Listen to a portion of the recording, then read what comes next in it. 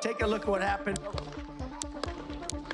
Amid the chaos and panic of an attempt on his life, Donald Trump vowed to fight on. Tonight, on the eve of the Republican National Convention, the former president is doing just that. Defiance and calls for calm. It's not who we are as a nation. It's not America. As questions swirl, just who was the shooter, what was his motive, and how did he avoid security to try to assassinate a former U.S. president? We're like, hey, man, there's a guy on the roof with a rifle. And the police are like, huh, what, you know? Where this leaves the campaign and the country shaking. Fleeing an out-of-control wildfire in Labrador. Panic sets in anyway, being forced out of home. The community suddenly hosting thousands of evacuees. And soccer glory for Spain. I can't talk, I can't breathe, I'm so excited. Heartbreak for England as the dream of winning their first Euro is dashed. From CBC News, this is The National with Chief Correspondent Adrian Arsenault. With the crack of gunfire and a streak of blood, the U.S. presidential election campaign has entered frightening new territory. Donald Trump vowing to fight on after yesterday's assassination attempt. Tonight, he's landed in Milwaukee ahead of the Republican National Convention. Defiant after a bullet grazed his ear, a potential act of domestic terrorism, say officials. Donald Trump now prepares for 4 days of Republican pageantry where he'll be named the presidential nominee. The mood now decidedly different as investigators rush to pinpoint how a shooter got so close to Trump at yesterday's rally and what drove him to pull the trigger. So the rally was in the Pennsylvania town of Butler at the fairgrounds of a farm show. Trump was standing on stage here, the shooter on the roof of this building, no more than 150 meters away with clear line of sight and enough time to get off at least one shot on Trump before he was killed by Secret Service snipers. One rallygoer also died and 2 others were seriously injured in the gunfire, the violence sparking deep concern and calls to tone down the political rhetoric. Richard Madden begins our coverage with an appeal for calm from the very top. I want to speak to you tonight about the need for us to lower the temperature in our politics. Addressing the nation from the Oval Office, U.S. President Joe Biden condemned the vicious attack that could have killed his political rival. For an attempted assassination on Donald Trump, there is no place in America for this kind of violence.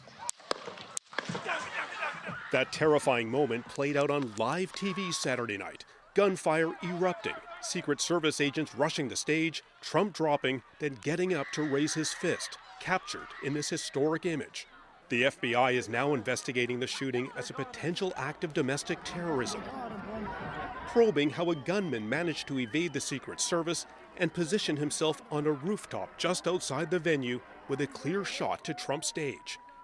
Federal agents killed the shooter, identified as 20-year-old Thomas Matthew Crooks of nearby Bethel Park, Pennsylvania, who they say acted alone.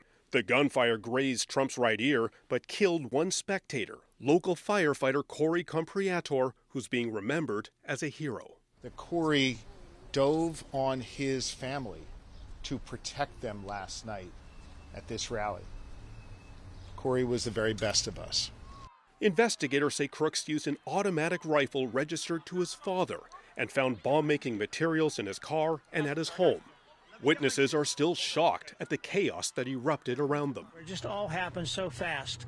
But then we heard other shots, and we're not sure, but we thought that might be the Secret Service. In a statement, former President Trump called on the nation to show our true character as Americans, remaining strong and determined and not allowing evil to win. Former First Lady Melania Trump also posting a rare public statement. When I watched that violent bullet strike my husband Donald, I realized my life and Barron's life were on the brink of devastating change. I've already announced that Congress will do a full investigation. House Speaker Mike Johnson vowing a full public drilling of top security officials on what lapses may have occurred, while at the same time pleading for politicians to dial it back. We've got to turn the rhetoric down. We've got to turn the temperature down in this country. We need leaders of all parties on both sides to call that out. And Richard, this attack has got to have both Republican and Democratic campaigns rethinking their plans right now. Yeah, it has, and we're already seeing adjustments. Republicans have paused their online fundraising. Democrats have pulled their attack ads and postponed upcoming campaign rallies this week as they look to recalculate how to define Trump, who many now view as a brave survivor. And while both leaders are urging unity, we're seeing their partisans reverting back to blaming each other and spreading conspiracies. Now, the other rethink, how will campaigns address the fears from their own supporters worried about safety at events? Does this change enhance security screening or outdoor venues? These are all serious questions and happening just as campaign season kicks into high gear. All right, Richard Madden in Washington tonight. Thank you, Richard. The biggest questions for investigators now: who was the shooter? How did he get so close to Donald Trump? Lisa Shing has what we know about both. The quiet suburb of Bethel Park, Pennsylvania, suddenly abuzz. It's honestly kind of sad. Former schoolmates, a country grappling with how 20-year-old Thomas Matthew Crooks from that suburb an hour away from the Donald Trump rally could have attempted an assassination. Thomas Crooks. This video appears to show Crooks at his high school graduation ceremony in 2022. Classmates paint a picture of a good student and an outcast. He was just bullied. He was bullied so much. He was always getting good grades on tests, everything like that. The FBI says it has not yet identified a motivation. His political affiliations are unclear. He was a registered Republican, though donated $15 to Act Blue, a committee raising money for Democrat politicians. The upcoming election would have been the first time he was old enough to vote. Also unclear how Crooks was able to get on the roof of a building less than 150 meters from Trump. We noticed a guy crawling, bear crawling up the roof of the building. This eyewitness immediately seeing the threat he posed. We're pointing at him. The police are down there running around on the ground. We're like, hey, man, there's a guy on the roof with a rifle. There are reports a local law enforcement officer saw the suspect on the roof but climbed back down when Crooks aimed his rifle at him. It was a failure. This former FBI agent says one of two scenarios could have happened. It was either completely missed during the planning phase of the threat assessment, or it was planned for and somebody dropped the ball in the execution the day of the rally. The Secret Service is responsible for these plans. U.S. President Joe Biden has called for an independent investigation into a shooting that has left a politically fractured nation even more divided. Lisa Shing, CBC News, Toronto. Now, in the shadow of that shooting, the Republican National Convention will get underway just hours from now. Katie Simpson is in Milwaukee, where security, of course, is tight, and the mood has definitely shifted. A city holds its breath for the Republican National Convention. Plans made nearly 2 years ago that will not be changing despite historic setbacks. Police around the convention site are highly visible. Streets are closed and checkpoints are in place. Despite the assassination attempt, no new layers of security will be added. We are confident in these security plans that are in place for this event, and we're ready to go. This was supposed to be an upbeat celebration, Republicans unifying behind their presidential candidate. Do you think that what happened yesterday changes the tone and tenor of what's going to go on here over the next week? Yeah, I think certainly it will and has to. I mean, this is a somber moment. This sort of thing should not happen. When you speak with some Republicans, there's a real sense of sadness and frustration. Are you surprised there was political violence in this moment in America? Not really. It seems like that's the tone of the whole country. It's kind of gotten that way, kind of moved that way. It's unfortunate, but and I don't know. I think we need to do something to try to change that tone. Greg Basile says he too is fed up with tense political rhetoric. Absolutely, yeah, no doubt about it. You just don't know who you're talking to anymore.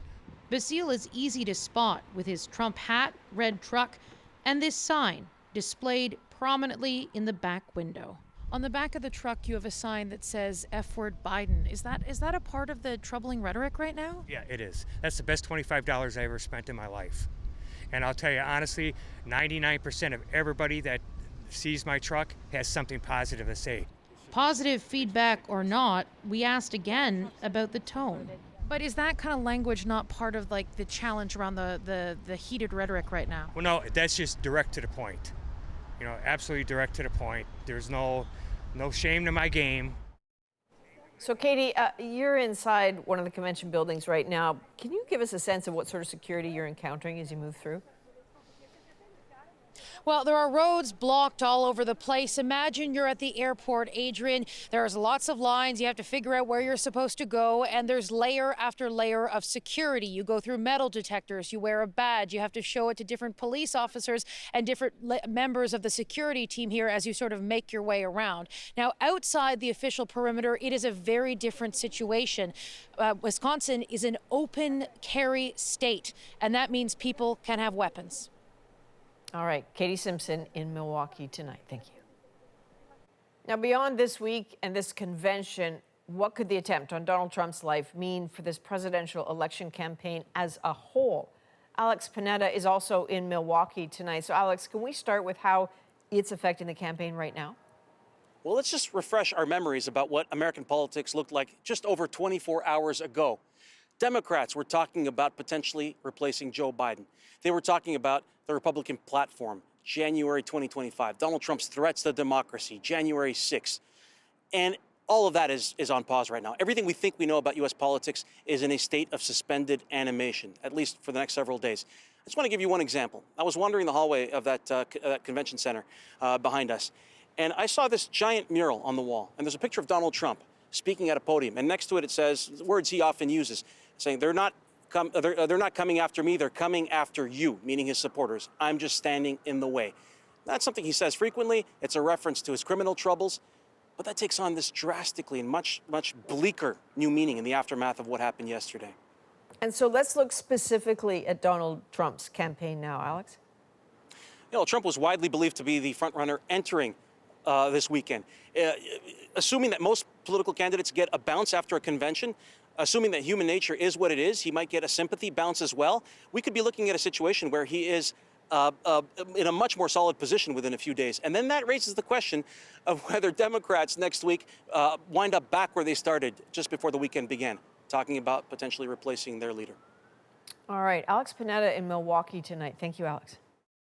The Prime Minister's office says Justin Trudeau spoke with Donald Trump earlier today, wishing him well, offering condolences to the other victims and condemnation for the attack.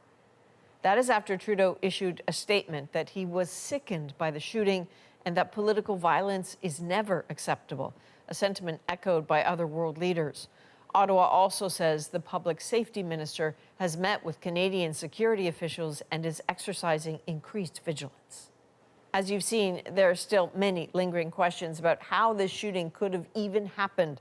I will speak with a former Secret Service agent who explains how a gunman got so close.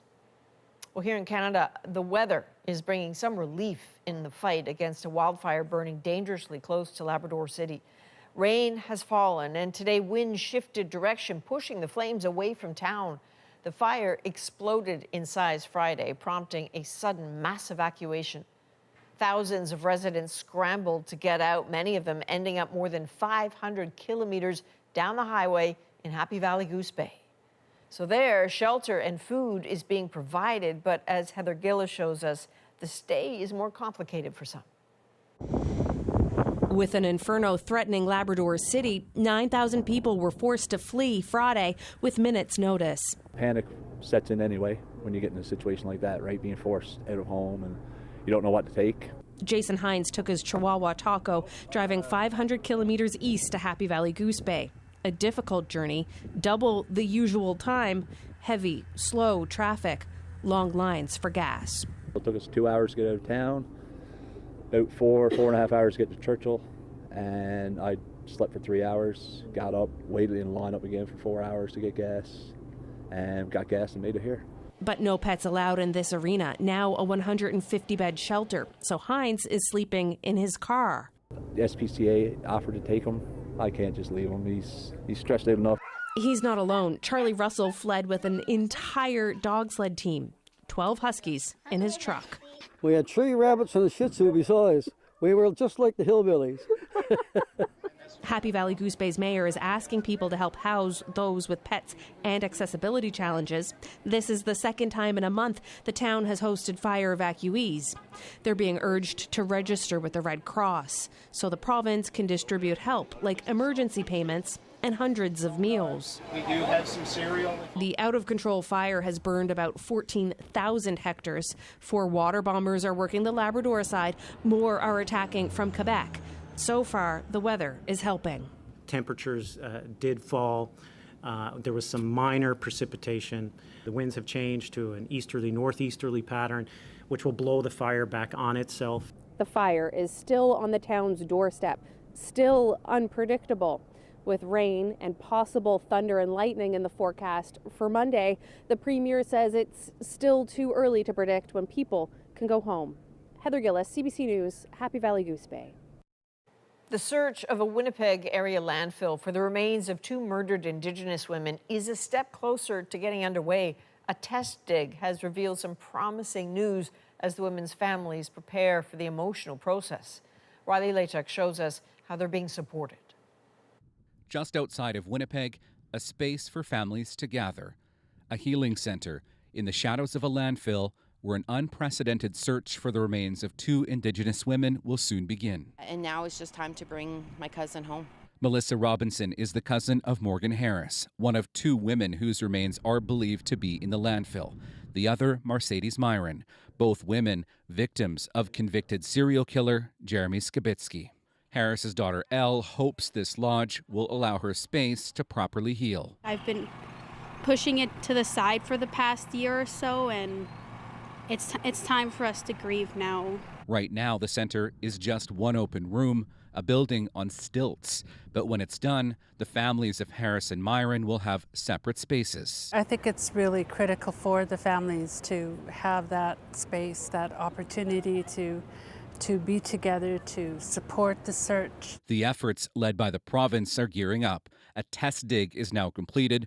Robinson says it provided valuable information about the area they will be searching. Receipts within that garbage are legible, so they were very happy to report that to us. The landfill search is expected to begin in earnest this fall. As that happens, the families of Skibitsky's victims will have to face him one more time in court at a sentencing hearing. Riley Lachuk, CBC News, Winnipeg. Well, Spain has dashed the hopes of England, scoring late to win the European Championship. How the game went down and how fans are reacting. Plus, you're doing fantastic! Back. The delivery was iconic, and he really leaned into it. I'm the clown, and that's where I like to be. Remembering the life of Richard Simmons. And a cross-Canada sprint in just 98 days. I kind of felt like I had the whole country behind me. We're back in 2.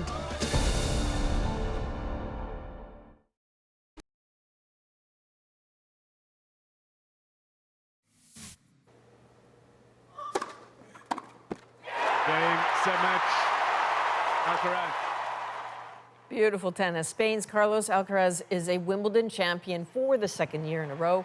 The 21-year-old Spaniard retained the men's singles title, defeating Novak Djokovic in straight sets.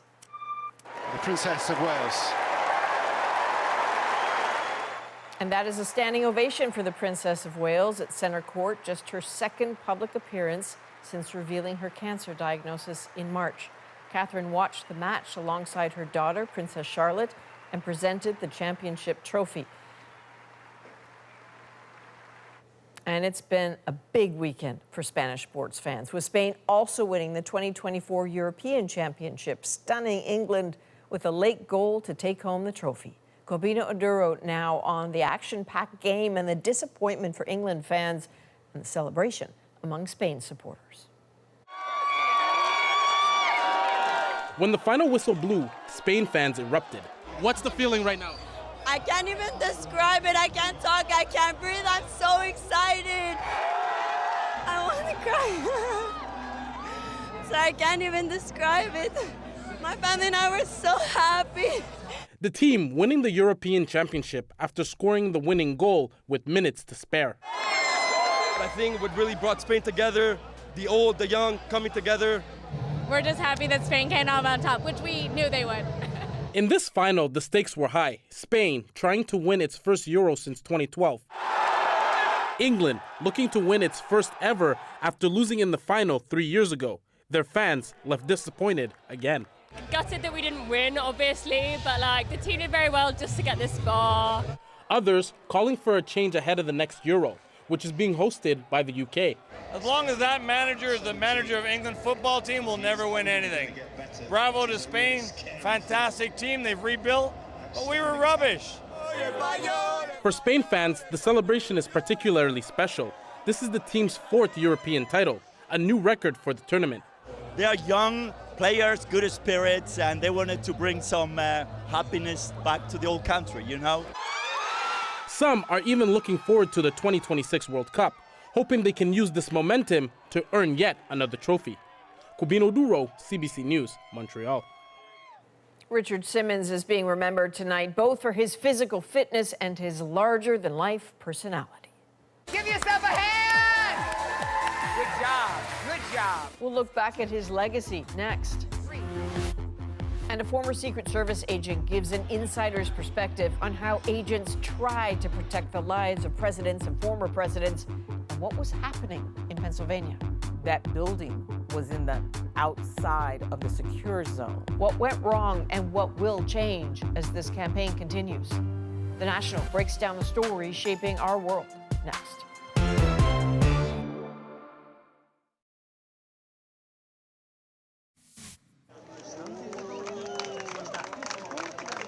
Well, that is French soccer great and World Cup winner Thierry Henry taking the Olympic torch along the Champs-Élysées in Paris.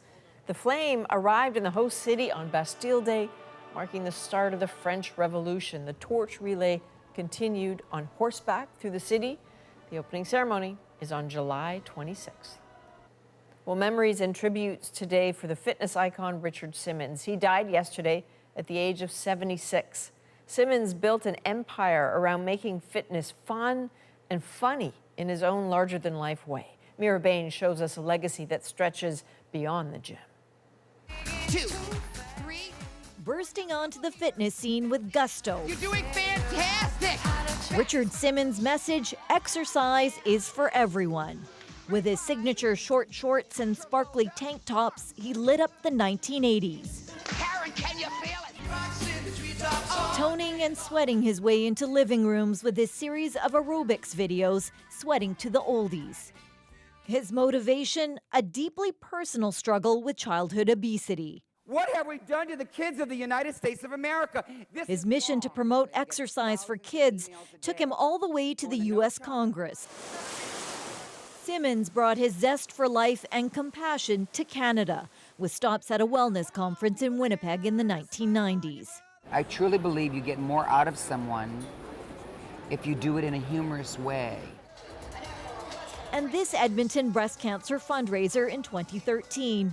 Then suddenly, Simmons disappeared from public life. Just how he went from extreme extrovert to seemingly recluse became a hot topic, thanks to a wildly popular podcast, Missing Richard Simmons, some speculating he was being held against his will. But Simmons fought back, saying he just needed rest. He spent his later years at his Los Angeles home, often calling and emailing fans to provide support. Those notes of encouragement to fans continued right until the end. Roses are red, violets are blue. Do you know how much I love you? Mira Baines, CBC News, Vancouver. And actress Shannen Doherty has died after a long battle with breast cancer. She was 53. It takes work and perseverance and a lot of dedication and faith to get through certain things. Doherty became one of the biggest stars of the 90s, rising to fame as Brenda Walsh on Beverly Hills 90210. She also starred in the TV series Charmed and directed several episodes.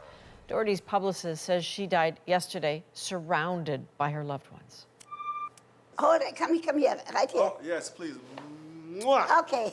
You could have applied. And iconic sex therapist Dr. Ruth is also being remembered tonight.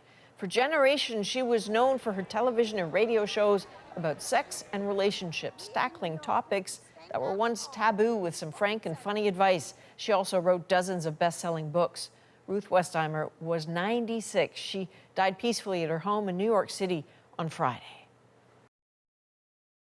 Now, let's dig deeper into the news shaping our world. How a gunman managed to open fire on a heavily guarded Donald Trump. Take a look at what happened. People at Trump's rally say they noticed the shooter and tried to warn police. We're like, hey, man, there's a guy on the roof with a rifle. And the police are like, huh, what, you know? A former Secret Service agent will give her perspective on what went so drastically wrong. But first, here's Ellen Morrow to break down a day of political violence that has shocked the world. Donald Trump took the stage in Butler, Pennsylvania just after 6 p.m. Within minutes, the campaign event erupted into chaos. The former president grabbing his right ear, dropping to the ground as shots ring out, Secret Service agents swooping in. Moments later, after word the shooter had been killed, Trump helped to his feet, blood across his face, seeming to yell, "Fight, fight," before being whisked away. My son's like, God, get down. And next thing you know, everybody around us was down. This frantic cell phone video captures the shooter, positioned with what appears to be an AR-15 style rifle, opening fire.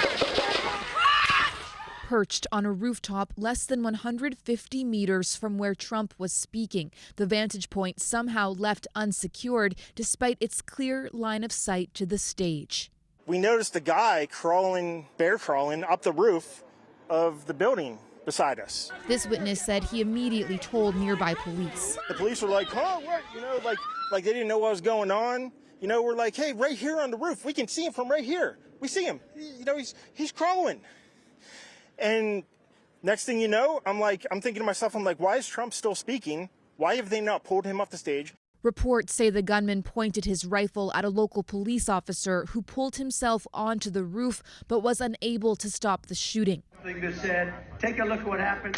Here, a Secret Service sniper lifts his head, appearing to notice the gunman, but only just before the shooter fires. Law enforcement officials grilled on the security failures at a late-night press conference after the shooting. There's going to be a long investigation into exactly what took place and how the individual was able to get access to the location. As panic took over the crowd, Trump was rushed to his vehicle, then to a local hospital. He later posted on social media that he was shot with a bullet that pierced the upper part of his right ear. I heard a whizzing sound, shots, and immediately felt the bullet ripping through the skin. One rally goer, a former fire chief, Corey Comparator, was killed, while two other men in the crowd were critically injured. The people in the bleachers behind us, somebody got popped, somebody got killed, somebody died, somebody got shot. Like, this close to where we were. Those bullets, I pray to God for these people's families. Oh my God. The gunman, identified as 20-year-old Thomas Matthew Crooks, was shot by a Secret Service sniper seconds after his attack began. In the hours after the shooting, explosive material was reportedly found in Crooks's car and home. His motive is so far unknown, but in a country with so much division and anger, this shooting is being linked to the politics of this perilous moment. Cheryl Tyler is a former U.S. Secret Service special agent, was part of the Presidential Protective Division under Presidents George H.W. Bush and Bill Clinton. So, Cheryl, really frightening scenes in Pennsylvania last night. And I think the question that was there then is still there. How was a shooter able to get a line of vision to Donald Trump? And based on your experience, how do you get to an answer on that? That's a question that will linger, unfortunately, for a very long time. The what ifs and how. How did this happen? I can recall many times when you're doing an advance, you always race through your head on the what ifs. What if this happened? What if that happened? What if? And I'm sure, I have no doubt, that the agents, the counter sniper guys, CAT guys, all of them are looking back and reassessing everything that they did to make sure that they did what was correct. Can you help us to understand how exactly the Secret Service, secures a perimeter ahead of time? You talked about doing advance work. And why would a building, just a layperson question here, why would a building relatively close to the rally be considered outside the perimeter? There are certain protocols and practices that are put in place that we all know and we follow and we do. However, each venue, each site has its own unique challenges that you have to adjust and prepare for. A plan is put together, and that plan is put together by the detail, by counter snipers, by CAT, there's several entities involved. You're working with other outside law enforcement entities. You're in joint operations. This is not something that just took a week to put together. They've been planning these things for months. A New York Times photographer captured a stunning photo of the trajectory of the bullet going right past Donald Trump's head, millimeters from killing him. And I'm wondering, how sobering is this photo for Secret Service officers? Becoming an agent is not a job. It's not a 9-to-5 job. It is a career, it is a life choice. Knowing the probability of what could happen and the possibility of what could happen lies heavily on each agent's mind. You are emotionally, mentally, and physically challenged every day when you come and work at a detail. But when you're working protection, whether it be the president, the vice president, foreign heads of other countries, there is a certain amount of stress. It's going to lay with them for a long time. That doesn't leave. I had a friend who was there doing Kennedy's assassination. It has never left him. What do you think Secret Service agents, what sort of conversations will be had about what needs to happen or what needs to change in the very near future, heading into the RNC, heading into the DNC, heading into the rallies in this busy run-up? Do you anticipate something will change? Once you're trained to think and respond the way a Secret Service agent does, it never leaves you. You do not do knee-jerk reactions. And that is something the agency is not going to do. They will question, they will what-if themselves to figure out what needs to be done if something is to be done. How that goes about, how any changes occur, that won't be something that's written on the front page of the newspaper. Indeed. Former Secret Service agent Cheryl Tyler. Thank you, Cheryl. Thank you. Over the years, there have been 13 attempts to shoot and kill a current or former U.S. president. In 4 of those attempts, a sitting president lost his life. Abraham Lincoln was killed in 1865 while watching a play in Washington, D.C.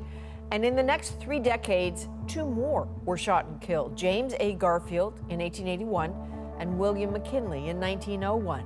But one of the most well-known, John F. Kennedy. It appears as though something has happened in the motorcade route. Something, I repeat, has happened in the motorcade route. He was killed in 1963 after being shot in his motorcade in Dallas, Texas. But the first recorded attempt goes back to 1835. President Andrew Jackson, unharmed because the shooter's pistols misfired. It has been more than 40 years since a bullet struck a president. Ronald Reagan was seriously injured in 1981 when a bullet from John Hinckley's revolver ricocheted off the presidential limousine. But in recent years, prominent politicians have been injured for their politics. 911. A point-blank assassination attempt. In 2011, Democratic Representative Gabby Gifford suffered a severe brain injury after a gunman opened fire at a constituents meeting. On Saturday, Gifford said political violence is un-American and never acceptable, never. In 2017, a mass shooting sent Republican Congressman Steve Scalise to hospital with critical injuries. And in 2022, an assailant went to the home of Democratic House Speaker Nancy Pelosi, intending to harm her, and then severely beat her husband, Paul Pelosi. these are just some who've been targeted on both sides of the aisle, a list that is now longer. There's no place in America for this kind of violence, or any violence for that matter. Biden says this is not American, but history says it is. Still to be determined, will this assassination attempt affect how Americans vote? We'll break that down next.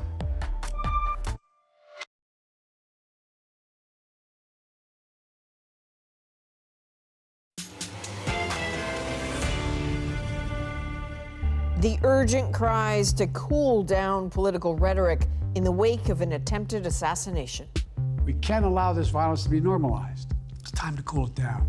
The rhetoric is way too hot.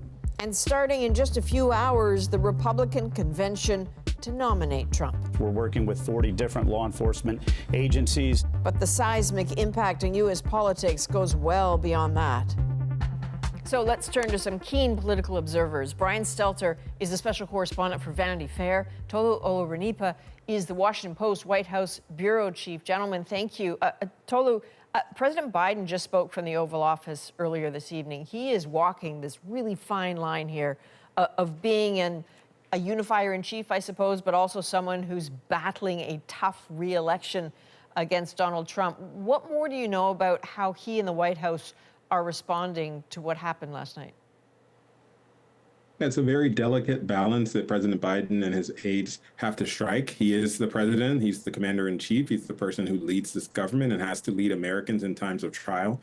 But he's also a candidate who's running for re-election, trying to get another 4 years against the person who was targeted in this assassination attempt. And so it is very difficult. They are trying to figure out how to strike the right balance. We are reporting in the Washington Post that there was an all-hands staff meeting at the Biden campaign today where the campaign chair essentially told the staff that there's no rule book for this kind of situation, that everyone has to just figure out things as they go, play things by ear, be flexible, and help one another. And President Biden made a similar remark during his speech in the Oval Office, calling for all Americans to stick together even in these hard times. Brian, for the most part, I mean, both Donald Trump and Joe Biden have pointed out the need for national unity. But how does that happen? I mean, how does that even begin? Unity can mean very different things to different politicians. When I hear Donald Trump talk about unity, what I think he's saying is reject politics. You don't have to worry about politics anymore if I'm back in office. We will all just get along again. That is, of course, highly unlikely because that's the promise that Biden made nearly 4 years ago. And of course, that did not come to pass.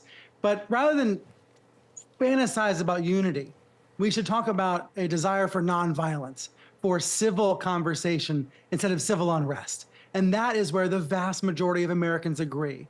The average American is not, battling thy neighbor, right? We're not at each other's throats. We are not actually in a state of civil war. We are far from it. Most Americans have a lot more in common than they realize. It's just that our political debate is so polarized, so aggrieved, and sometimes, it ends up in this very dark place.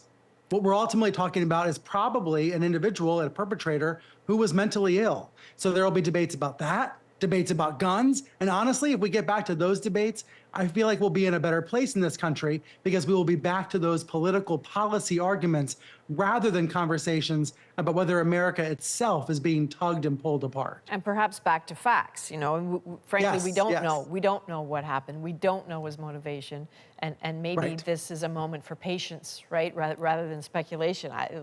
Yes. Maybe just have to wait to find out. Totally, the Biden campaign, I was noticing they sort of paused digital and commercial ads. Interesting. Apart from that, how does this play out? Because how do you campaign in this climate if you're Biden? Going hard at pointing out what Biden calls, the dangers of Trump might itself be dangerous now. Yeah, and you've already seen some of Biden's political opponents call out some of the president's past rhetoric, where he said earlier in the week that it's time to put a bullseye on Trump, and he talked about how Trump is a threat to democracy and a threat to the nation. And so Biden himself said that He wants to tone down the rhetoric. He does want there to be clear and straightforward debates in this country between two types of political ideologies. But he said those debates should be civil, they should not be violent, and both sides should condemn any form of violence in terms of how we solve the problems that this country has. And so I do expect as Biden goes back to the campaign trail, as his campaign restarts its ads and remembers that we are in the middle of a pitched political battle, that they will try to draw that contrast while also emphasizing things that have been part of Biden's political story and political ideology for a long time, which is nonviolence, compassion for those who are hurting, and the idea of being an elder statesman at a time of division. And so those are the things that Biden is going to be focusing on, and he's going to be trying to lean in on that message while maybe pulling some of his punches against Trump, not making the argument so stark against his political opponent, but talking about what he believes in, including nonviolence, democracy, and keeping Americans together as opposed to pulling them apart. Brian, we have a whole bunch of reporters at the RNC, and one of them was telling us about how there's a big mural there of Donald Trump saying, "They're not coming for me, they're coming for you. I'm just standing in the way." Now that was there before this happened, but that imagery takes on a different feeling on this day. How do you think what happened will factor into the events? I don't mean to sound crass about it, but there's no doubt this is going to come up. Yes, and in fact, Trump has already said tonight in an interview with the Washington Examiner that he's totally rewritten his speech that he's set to deliver on Thursday night. We'll see how true that actually is. It's very hard to trust Trump at his word, but he is saying he's going to deliver a different message as a result of this assassination attempt. His campaign has been predicated on retribution, on vengeance, and now he has a very real, very bloody story to tell because of this attack. I think we should recognize, though, this attack could very well have happened to Biden or to another politician. It was last year that Nancy Pelosi's husband was attacked in his own home. This is something that is disgustingly both sides in America. And so it's not possible to handcuff one side or another when it comes to political rhetoric. We need to create an environment and have a space where there can be heated debate, but a complete rejection of violence. And honestly, in the last 24 hours, we've heard all the right things from most of the right politicians. There have been some fringe actors making ridiculous, irresponsible comments, but that's mostly the social media freak show. I am heartened by the fact that most political actors on the right and left have said responsible things in the immediate aftermath of this attack. Gentlemen, I have so much more to ask you, but we have to call it here, but I know we'll be talking in the days and weeks to come. Brian Stelter, Tolu Olorunipa, thank you. Thanks.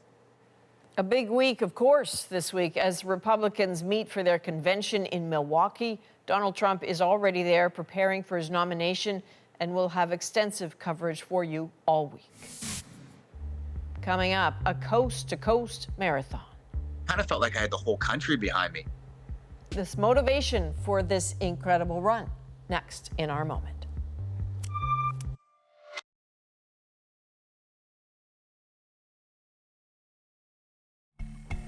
This is Ryan Keeping. He's an ultramarathoner who was inspired by Terry Fox and just completed his very own cross-country run.